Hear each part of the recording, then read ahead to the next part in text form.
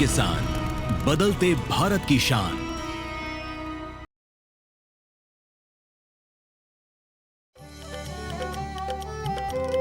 जोधपुर यानी राजस्थान की blue city या कहें सन सिटी, इसे थार मरुस्थल का प्रवेश द्वार भी कहा जाता है। यह राजस्थान का दूसरा सबसे बड़ा शहर है। ऐतिहासिक धरोहरों के धनी शहर में किले, महल, मंदिर, हवेलियां और बहुत सारे पर्यटन स्थल हैं जो लोगों को अपनी ओर आकर्षित करते हैं। उन्हीं में से एक है मेहरानगढ़ का किला, जो चमकीले लाल बलुआ पत्थर से बना है। इसे पूरे राजस्थान के सबसे प्रभावशाली किलों में से एक माना जाता है। साथ ही साथ जोधपुर अपनी कला, संस्कृति और खान पान के लिए भी जाना जाता है। वैसे तो ऊंट को राजस्थान का जहाज कहा जाता है। यहाँ की जनसंख्या की बात करें तो वर्ष 2011 की जनगणना के अनुसार यहाँ 36 लाख से अधिक लोग रहते हैं। शुष्क और अर्धशुष्क जलवायु वाले शहर में किसान ज्यादातर गेहूं, बाजरा, मूंग, ज्वार, सरसों, धनिया, मिर्च और बागवानी फसल लेते हैं। समुचित सिंचाई व्यवस्था के लिए यहाँ 3 से 4 सिंचाई केंद्र बनाए गए हैं। इसके अलावा केवीके और कृषि विश्वविद्यालय की मदद से जल संचय पर कई अहम कार्य किए जा रहे हैं, जिसमें सरकार की योजनाओं की खासी भूमिका है। नमस्कार किसान भाइयों, वर्षा के जल को अगर संरक्षित कर लिया जाए तो सूखे के क्षेत्र में हम जल के संकट से निजात पा सकते हैं। ऐसे में राजस्थान आज जल संरक्षित करके एक मिसाल के रूप में उभर रहा है। आज राजस्थान के किसान जल को संरक्षित करके कृषि के क्षेत्र में और पशुपालन के क्षेत्र में आगे आ रहे हैं, अच्छा मुनाफा ले रहे हैं। तो इसी पर चर्चा करने के लिए आज हमारी दूरदर्शन किसान की टीम पहुंची है राजस्थान के ब्लू सिटी जोधपुर। तो आइए चलते हैं। चलिए अब रुक करते हैं चौपाल चर्चा का, जहां वाटरशेड और वर्षा जल संचय पर किसानों और विशेषज्ञों के बीच चर्चा चल रही है। नमस्कार किसान भाइयों, दूरदर्शन किसान के चौपाल चर्चा कार्यक्रम में आप सबका बहुत स्वागत है। आज हम बात करेंगे गिरते हुए भूजल स्तर के। हम ये कहना चाहेंगे कि अगर पानी बिन सब सुना, अगर पानी नहीं है तो हमारे लिए कुछ भी नहीं है। जल नहीं तो कल नहीं। आज हमारा चर्चा इसी पर है, वाटर शेड और वर्षा जल संचय पर हम चर्चा करेंगे। इसी चर्चा को आगे करने के लिए हमारे साथ कृषि विशेषज्ञ है। सर, आपका बहुत बहुत स्वागत है। ये जो कजरी ये है, इसके लिए मैं जानना चाहूँगा कि कजरी किसानों को किस तरह से जल संरक्षण में किस तरह से सहायता दे रही है और उनको किस तरह से समझा रही है कि जल का महत्व क्या है। ये संस्थान की कहानी हजारों साल पहले से शुरू होती है। इस क्षेत्र में जहाँ पानी की कमी थी तो उसी भगवान ने उसको एक ताकत दी। इसमें हमारे यहाँ पर कई तरह की तकनीकें अपनाई गई है, जैसे कि पुरानी तकनीक थी, नाडी थे, हमारे खडीन्स थे, उन सब को जो पहले से था उसको और वैज्ञानिक तरीके से सुदृढ़ किया गया। और उससे आगे जब बढ़े हम, उस पानी का समुचित उपयोग कैसे हो, एक एक बूंद का किस तरह से उपयोग करें, उसके लिए फिर तकनीकें डेवलप की गई। तो ऐसी फसलें हैं जैसे अगर जो मॉइस्चर कंजर्वेशन के द्वारा होती हैं, उनकी अच्छी अच्छी नस्लें उगाई गई हैं। उसके बाद में जो तकनीक है कि वो पानी जो हमारा संरक्षित है, चाहे ज़मीन में हो चाहे से तालाब में हो, उसका बिल्कुल 100% यूटिलाइजेशन किस तरह से कर सकते, उसके अलग अलग तकनीकें हमारे पास में उपलब्ध हैं और उसको हम पूरे क्षेत्र में फैला रहे हैं। तो इस संस्थान का मैं अब उसका इम्पैक्ट बताना चाहता हूँ। ये संस्थान जब बनी थी तब ये कहा गया था, इस एक सेंटेंस पर ये संस्थान को उद्भव हुआ था कि रेगिस्तान दिल्ली तक पहुंच जाएगा। लेकिन जो हम उसके बाद में इस संस्थान का अभ्युदय हुआ, आज ऑफिशियली ये कहा जा सकता है कि रेगिस्तान आगे बढ़ने से रुक गया है।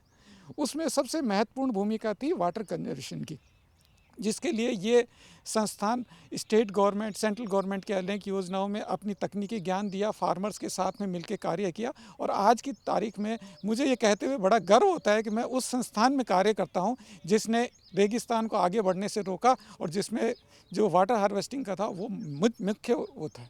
अभी हमने जाना कि किस तरह से कजरी अपने क्षेत्र में काम कर रही है और रेगिस्तान को रोकने में अपना जो मकसद है उसमें वो सफल हो रही है। हमारे साथ और भी विशेषज्ञ हैं, हम उनसे जानना चाहेंगे। डॉक्टर साहब, आपका नाम? नमस्कार, मेरा नाम राजेश कुमार गोयल है। मैं यहाँ पर प्रधान वैज्ञानिक हूँ।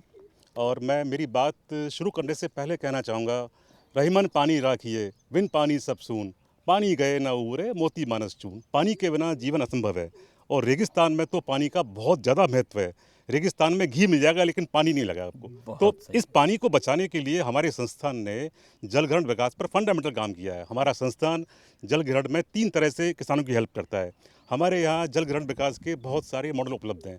आप यदि हमारे एक ऑफिस में आएंगे देखेंगे तो हमने यहाँ पर पौंड बनाए हुए हैं। उस तरह से हम पौंड के बारे में बात करते हैं। यहाँ पर हम बहुत सारे प्रशिक्षण कार्यक्रम आयोजित करते हैं किसानों के लिए, जिसमें टाँके के बारे में, खडीन के बारे में, इन सब के बारे में बताते हैं। बहुत सही। डॉक्टर साहब, इसका- मैं आपसे जानना चाहूँगा जी। कि वाटरशेड टेक्नोलॉजी है क्या और इसकी पूरी जानकारी हमारे किसानों को दें। मैं यदि वाटरशेड को एक सिंपल तरीके से डिफाइन करना चाहूँ तो ये एक वैज्ञानिक आधार है, जिसके आधार पर हम मिट्टी एवं जल का इस तरह से प्रयोग करते हैं कि ये लंबे समय तक हमें फसल देती रहे, पर्यावरण को नुकसान नहीं हो हमारे, और एक लंबे समय तक हम खेती कर सकें। यानी जल और मिट्टी का सदुपयोग ही कह सकते हैं वाटरशेड मैनेजमेंट। बहुत सही जवाब दिया डॉक्टर साहब। आप बैठिए। अभी हम जानना चाहेंगे, हमारे किसान भी यहाँ जुड़े हैं और उन्हीं का प्रयास है जो उन्होंने रेगिस्तान को रोक करके यहाँ धरती को चीर कर फसल उगा रहे हैं। हमारे साथ किसान हैं, मैं उनसे जानना चाहूँगा। आपका नाम? मेरा नाम सीताराम सेंगवा और हम कादरी से सीख के पिछले 10 सालों से प्रयास कर रहे हैं। हमारे राजस्थान में डार्क जोन है, पानी है नहीं, तो पानी को कैसे मतलब बरसात में बरसात कभी ज़्यादा होती है कभी कम होती है, तो उस जल को अपन खेत में कैसे रोकें। तो कादरी एग्रीकल्चर डिपार्टमेंट गवर्नमेंट अनुदान भी दे रही है, तो खेत में फार्म पॉन्ड बना रहे हैं। तो फार्म पॉन्ड से मतलब फसल को भी नुकसान नहीं हो रहा है, और साथ साथ में भाई जब बारिश नहीं होती है तो उस पानी को अपन खेती में भी काम ले रहे हैं, पशुओं को चारा उगाने में भी काम ले रहे हैं, और साथ में गार्डनिंग भी कर रहे हैं। जो हमारे पश्चिमी राजस्थान में बेर है, खेजड़ी है, तो हमारे राजस्थान में पानी की कमी है, तो हमारे गांव में 250 फार्म पॉन्ड है। एक के देख किसान जागरूक हो रहे हैं और गवर्नमेंट अनुदान भी दे रही है। एक किसान को 1,40,000 रुपये गवर्नमेंट दे रही है फार्म पॉन्ड बनाने के लिए, वर्षा जल संरक्षण के लिए। तो ये किसानों को बहुत अच्छा इनकम है। वो ज़्यादा बारिश हो तो पानी को खेत में संरक्षण करो, तो पानी है तो जल है तो जीवन है, जल है तो कल है। बहुत सही कहा। आप बैठिए। बहुत सही जानकारी दी आपने। हमारे साथ और भी किसान जुड़े हैं। अब हम उनसे जानना चाहेंगे कि वो किस तरह से खेती कर रहे हैं और जल का महत्व क्या है, वो बताएंगे। मेरा नाम अशोक कुमावत है। मेरा गांव समोह की जैतारण तहसील में है।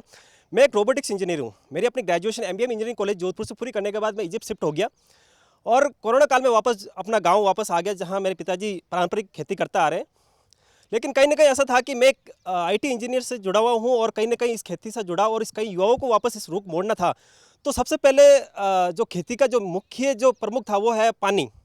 तो सबसे पहले मैंने जो मैनेजमेंट किया था वो था वाटर हार्वेस्टिंग का। तो रेन वाटर हार्वेस्टिंग पे सबसे पहले मैंने काम किया और लगभग हमने 75 की डिगिल लगा के हमने पानी को बचाना शुरू किया। उसके बाद हमने 10 बीघे में आंवले लगाए जो लगभग 1000 पेड़ है, और नींबू भी लगाए जो लगभग 1000 पेड़ के करीब है। फिर हमने उसको इस रोजगार को जोड़ने के लिए, जो कि माइग्रेशन जो बढ़ गया था, उस माइग्रेशन को, पलायन को रोकने के लिए मैंने ये व्यवसाय शुरू किया था।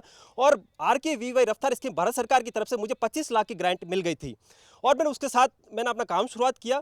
और आज मैं 25 महिलाओं को, लगभग 25 महिलाओं को रोजगार दे रहा हूँ। और यहाँ की जो रेगिस्तानी इलाका है वहाँ पे लोग कहते थे कि कुछ भी यहाँ पे इम्पॉसिबल है, लेकिन मैंने पॉसिबल करके यहाँ रोजगार के अवसर पैदा किए। बहुत सही जवाब दिया आपने। बैठिए। युवा का अगर जोश और मन हो तो वो धरती को चीर करके खेती करे और अपना फसल उगाए। हमारे साथ और भी एक्सपर्ट्स हैं, मैं उनसे जानना चाहूँगा, हमारे कृषि विशेषज्ञ से। सर, आपका नाम? नमस्कार, मैं अरुण कुमार शर्मा जैविक कृषि पे पूरा काम करता हूँ। और राजस्थान में जितना भी जो हमारा जैविक कृषि है, जो मुख्यतः सूखी ज़मीन के आधारित है, तो इसमें किस तरह से आप अच्छी खाद का प्रयोग करके जल धारण क्षमता अगर भूमि की बढ़ती है, तो अभी जो एक बरसात का एक नया सिस्टम चल गया कि कभी बहुत ज़्यादा बरसात होती है, कभी बहुत कम बरसात होती है, तो मृदा जो है वो एक तरह से स्पंज का काम करती है। और उस केस में हमको मैक्सिमम जो है हमको जल का सदुपयोग होता है। दूसरा, जब हम जैविक खेती में करते हैं तो जैविक खाद से फसलों की जल मांग बहुत कम हो जाती है, तो हम कम पानी में बहुत अच्छी तरह और पूरा जो फसल का चक्र है वो पूरा कर पाते हैं इस रेगिस्तान में, जहाँ कर अक्सर अकाल भी पड़ता है या अतिवृष्टि भी होती है। तो दोनों ही संबंधों में जैविक कृषि से हम ये जो जल की जो उपयोग क्षमता है वो बहुत अच्छी तरह बढ़ा पा रहे हैं और फसलों का उत्पादन भी हम टिकाऊ स्तर पर ले पा रहे हैं। बहुत सही जानकारी दी डॉक्टर साहब।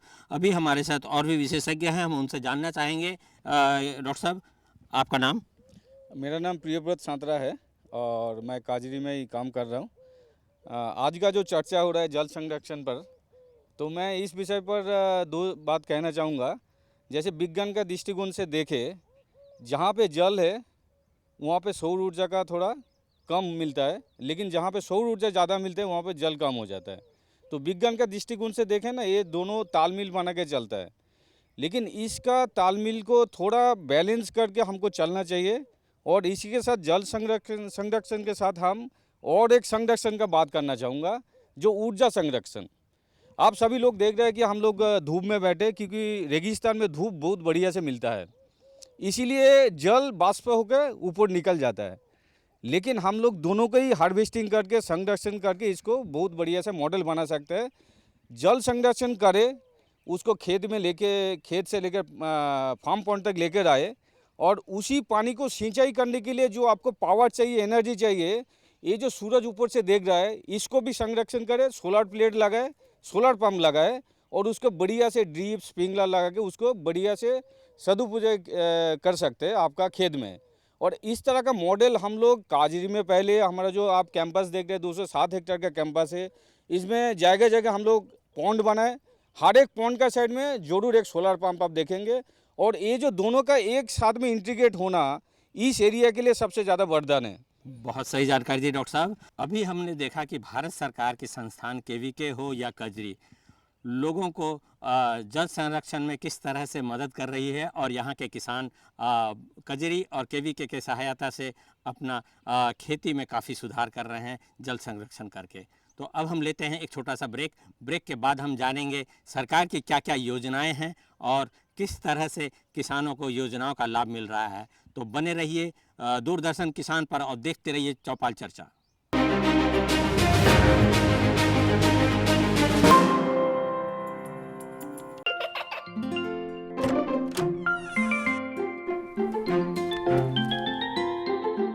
ये क्या हो रहा है? काशवी, इतने कम मार्क्स? काशू, बेटा पढ़ा करो।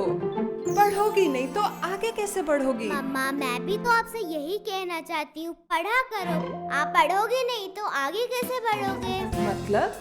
वो देखो। सिर्फ बैक पर छपा ऑर्गेनिक नहीं, ऑर्गेनिक का निशान पहचाने। पीजीएस ऑर्गेनिक का ये लोगो उन किसानों की पहचान है जो आज भी परंपरागत विधि से रसायन मुक्त खेती कर आपके लिए शुद्ध फसल उपजा रहे हैं।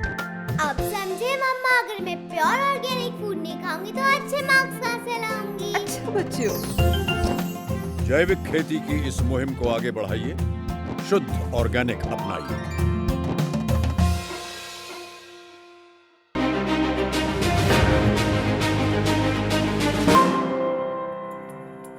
ब्रेक के बाद आपका बहुत स्वागत है चौपाल चर्चा में।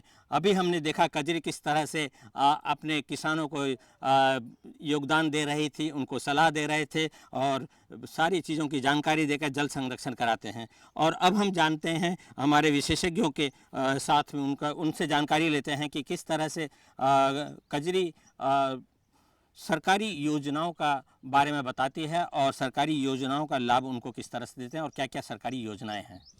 केंद्र सरकार ने और राजस्थान सरकार ने वाटरशेड मैनेजमेंट के लिए बहुत सारी योजनाएं चलाई हुई हैं। सबसे मुख्य योजना जो है वो है IWMP, integrated watershed management programme. इस योजना के तहत पूरे राजस्थान के वाटरशेड्स का विकास किया जा रहा है। केंद्र सरकार ने इन सबकी फंडिंग की है। इसके अलावा एक योजना और भी है, मुख्यमंत्री जल स्वावलंबन योजना, MJS से बोलते हैं इसको शॉर्ट में। ये भी प्रोग्राम काफ़ी अच्छा है।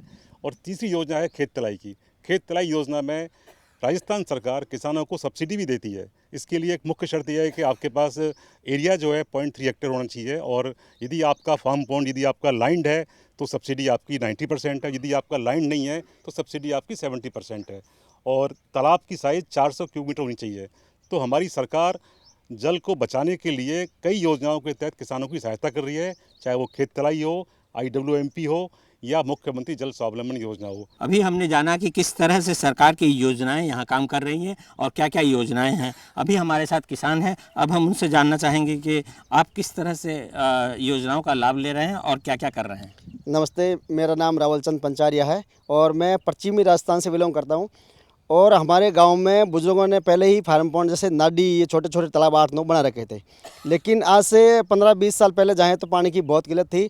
लेकिन आज के टाइम में जब से सरकार की योजना आई है फार्म पॉन्ड डिगी निर्माण की, तो उसकी योजना के तहत अभी हमारे गांव में कम से कम 500 डिगी निर्माण हो चुका है। पहले गांव में 9 तालाब थे, आज 900 तालाब हो चुके हैं। तो प्रत्येक खेत को पानी मिल रहा है, प्रत्येक किसान को सिंचाई के लिए पानी वहाँ खेत में ही मिल रहा है। उस योजना के तहत मैंने भी एक फार्म पॉन्ड बनवाया और उस फार्म पॉन्ड के फ़ायदे को देखते हुए मैंने एक मेरे खुद के पैसों से दूसरा फार्म पॉन्ड और बना लिया है। तो उससे मेरे पशुपालन भी हो रहा है, खेती भी हो रही है और मैं एक ऑर्गेनिक फार्मर हूँ। तो मैंने छोटे छोटे अलग अलग तरह के पानी के बचत के लिए योजनाएं अलग अलग तरह की बना रखी है। उसमें मैंने है जो पूरे खेत में ड्रिप लगा रखी है और मल्चिंग के लिए मैं मेरे खेत का ही वेस्ट मटेरियल यूज़ कर रहा हूँ। तो वर्षा क्षेत्र में और वर्षा का जल संरक्षण करके और किस प्रकार खेत को दिया जाए, इसके लिए मैं है जो मेरे फार्म पे भी कर रहा हूँ और मेरे आसपास के 800-900 किसानों को इस बारे में ट्रेनिंग भी दे रहा हूँ। बहुत सही, बहुत सही, बहुत अच्छी जानकारी दी आपने। अभी हमें कहना उचित होगा कि किसानों का मेहनत, सरकार का योगदान और तकनीकी जानकारी हमारे विशेषज्ञ द्वारा। अभी हमारे साथ और भी किसान जुड़े हैं, उनमें अगर हम महिलाओं की बात करें तो कहना उचित होगा कि बिना महिला जो है ना कृषि संभव नहीं है। आज हमारे साथ जुड़े हैं, मैं उनसे जानना चाहूँगा, आपका नाम? नमस्कार सर, मेरा नाम विमला सिहाग है। मैं बुरानाडा ग्राम की रहवासी हूँ और लूणी पंचायत समिति लूणी से हूँ। मैं एक महिला किसान हूँ और मैं पिछले 20 सालों से खेती कर रही हूँ। पहले परंपरागत खेती होती थी, उसके बाद में धीरे धीरे जैसे समय बदलता गया खेती का प्रारूप भी बदलता गया। लेकिन मैं जैसे संस्थान में आती थी, यहाँ भी आती थी और कई संस्थान में जाते थे ट्रेनिंग्स वगैरह में, वहाँ कहते थे हमें कि पानी की बचत करो, आप इस तरह से करो। लेकिन उस समय तक ये चीज़ समझ में नहीं आती थी कि पानी को क्यों बचाया जाए, कि पानी मेरे यहाँ ट्यूबवेल में है। लेकिन 2016 में राजस्थान सरकार की तरफ से मुझे इजराइल जाने का मौका मिला। जब वहाँ जाके मैंने वहाँ की टेक्नोलॉजी देखी, तब मुझे पता चला कि पानी का महत्व क्या है। और उसके बाद वहाँ से आने के बाद में मैंने अपने पूरे फार्म को ड्रिप पर कर दिया। और उसके बाद में जब भी खेती करती हूँ उसमें जैसे बेड बना के खेती करती हूँ। क्यारी बिल्कुल बंद हो गई है मेरी, और जो बेड बनाती हूँ उस पर भी मल्चिंग करती हूँ। तो उसमें मुझे काफ़ी फ़ायदा होता है कि जो खरपतवार वगैरह होती है वो नहीं होती है और पानी भी कम लगता है। उसके अलावा जब वर्षा का पानी आता है, वो पानी जैसे ट्यूबवेल के आसपास थोड़ी हल्की सी ढलान रखते हैं ताकि वो पानी ट्यूबवेल के आसपास आए और वो नीचे रिचार्ज हो जाए, तो मेरी ट्यूबवेल में पानी बढ़े। जल संरक्षण की बात आती है तो हमारे ये बुज़ुर्गों की परंपराएं रही है कि जल को कैसे संरक्षण किया जाए। गाँवों के अंदर आज भी हमारे यहाँ पे ये परंपराएं होती है कि जो जल जूलनी एकादशी वो होती है कि जो 3 साल बाद में आती है, जिसको हमारे मारवाड़ में तेरुड़ी कहा जाता है, कि जो देसी जो मंथ होते हैं चैत्र मास के, उसमें 3 साल बाद में 1 महीना अधिक हो जाता है, अधिक मास जिसको कहते हैं। उस माह की जो चतुर्थी 11 होती है, उस दिन ये मेला होता है। और इसके लिए गांव के अंदर जो नई नवेली दुल्हनें आती है अपने ससुराल में, उनके लिए ये परंपराएं बनाई हुई है कि जो वहाँ की जो नाडी होती है, तालाब होता है, उसमें से 300 तगारी मिट्टी निकाल के वो बाहर करती है, उसको मतलब कि उसको गहरा किया जाए। उसको एक भावनात्मक तरीके से जोड़ा गया है कि वो 300 कुंडे एक लेडी वो तगारी भर के बाहर डालती है ताकि उसकी गहराई हो, जब पानी आए तो पानी उसमें संरक्षण हो सके और वो गांव के अंदर जो पशुओं के लिए वगैरह उसमें काम आता है। और जब एकादशी आती है, जल जूलनी एकादशी, उस दिन उसके पियर से उनका भाई आता है, वो भाई गर्व करता है कि देखो मेरी बहन ने जल संरक्षण के लिए कितना अच्छा काम किया है, तो वो फिर उसको चुनरी उड़ा के और सम्मानित करता है। इस तरह की परंपराएं हमारे राजस्थान में कई तरह की हैं और हमें गर्व है कि हम इस पश्चिमी क्षेत्र में, कम पानी के क्षेत्र में रहते हुए भी हम अच्छे से कार्य करते हैं और जो पानी जो हमें मिलता है कम, उसी से हम हमारी खेती भी करते हैं और खुशहाल रहते हैं। बहुत सही जानकारी दी। आप बैठिए। ये कहना उचित होगा कि यहाँ जल न तो प्राकृतिक ही से जुड़ा हुआ है बल्कि यहाँ सांस्कृतिक रूप से भी जुड़ा हुआ है। हम जानेंगे हमारे विशेषज्ञों से। डॉक्टर साहब, आपका नाम? नमस्कार, मेरा नाम डॉक्टर पूनम कालश है। मैं यहाँ वरिष्ठ वैज्ञानिक के रूप में कार्य कर रही हूँ। वर्षा जल संरक्षण की जब हम बात कर रहे हैं तो हमने इसको महिलाओं की पोषण सुरक्षा से भी जोड़ा है। हमने काजरी द्वारा एक ऐसा मॉडल विकसित किया है जिसमें हमने वर्षा जल संरक्षण आधारित रसायन मुक्त पोषण वाटिका विकसित की है, जिसमें हमने महिलाओं को जागरूक किया कि वो अपने घर की छत का पानी पाइप द्वारा संरक्षित करके वो लो कॉस्ट प्लास्टिक शीट बिछा के उसमें वो संरक्षित कर सकते हैं और उस पानी द्वारा ड्रिप के माध्यम से वर्ष भर वो अपने 5 से 6 परिवार के सदस्य के लिए सब्जियां उगा सकते हैं।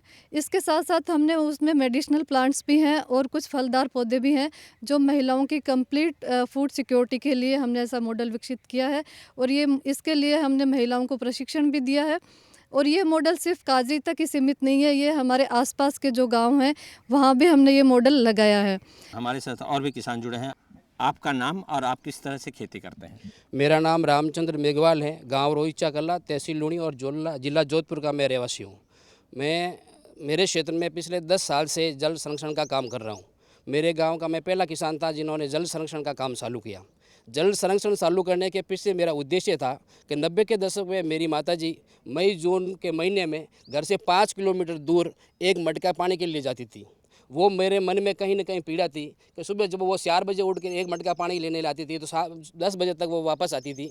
तो इतना कष्टदायक जीवन था हमारा। पानी के लिए हम एक एक बूंद के लिए तरसते थे। हमारे दादाजी हमारी दादी जी घर में बड़े बड़े माटी के बर्तन रखते थे जिसमें पानी को संजो कर रखते थे और उससे चाय बनती थी, क्योंकि हमारे पास मीठे पानी का कोई स्रोत नहीं था। टाँका किसी घर में किसी गाँव में किसी व्यक्ति के पास नहीं था। तब हमें वो लगा कि पानी कितना मूल्यवान है और हम पानी को संजोना चाहिए।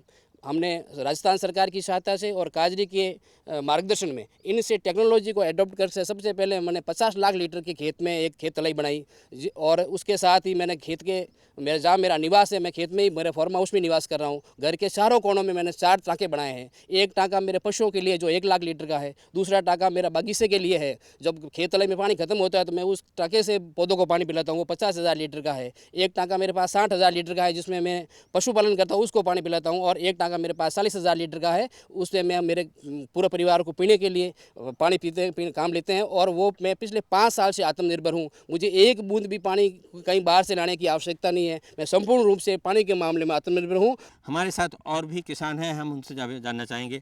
ये बताइए आपका नाम क्या है? मेरा नाम गोविंद सिंह सोइंत्रा है और मैं वर्तमान में ग्राम पंचायत सोइंत्रा का सरपंच हूँ।